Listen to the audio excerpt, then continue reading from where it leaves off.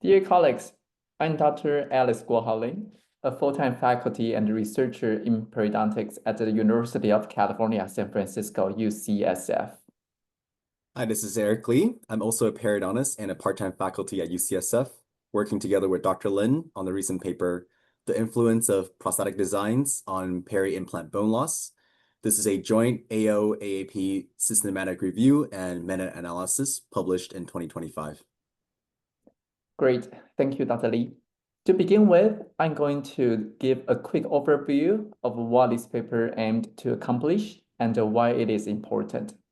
In this paper, we evaluated how different prosthetic designs, such as abutment connection type, abutment height, a one-abutment one-time protocol, splinted versus individual crowns, platform switching, emergence profile angle, and other related design elements, influence marginal bone loss around the dental implant.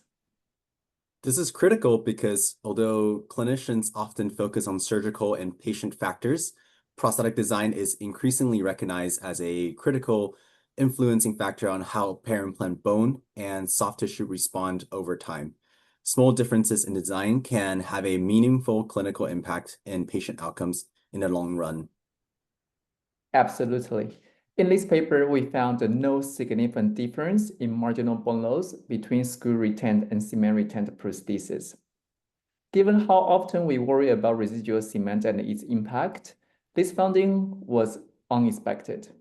We believe clinicians today are much more aware of the importance of removing residual cement, and most of the clinicians in these studies are highly experienced and skilled in cement removal, which may also have contributed to this result. We also found that non-splinted individual crowns demonstrated lower marginal bone loss compared to splinted ones. Additionally, platform switched abutments and internal connections were associated with less bone loss than platform matched abutments or external connections. Abutment height also matters. Abutment height 2 millimeters or more appears to be protective. Regarding emergence profile and angle, we confirmed that a convex profile and a wider emergence angle contribute to the risk of periodontitis, which is consistent with the most recent publications. With this review, we concluded that prosthetic designs are not just aesthetic decisions, they directly impact implant health.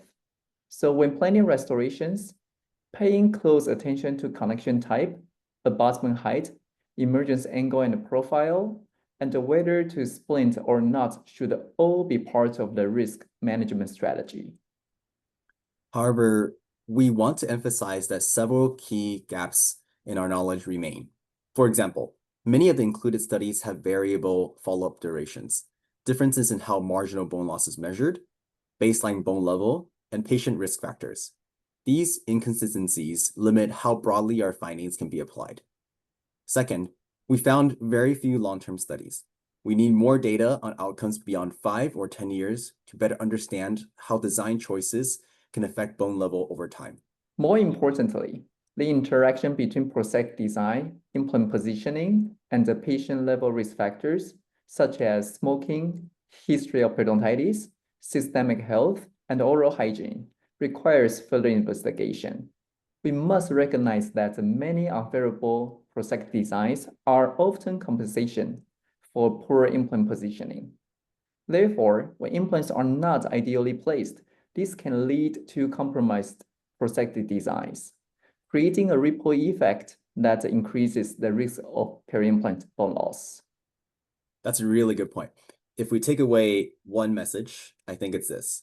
Think of implant positioning and prosthetic design as part of your first line of defense against marginal bone loss, not as an afterthought. Exactly. And stay curious. As technologies evolve, what's considered standard today may change. But the principles of prosthetic design and the implant positioning that preserve tissue health will likely remain the same. I think that wraps us up for today. Thank you for your interest in our paper. Take care, everyone. Take care.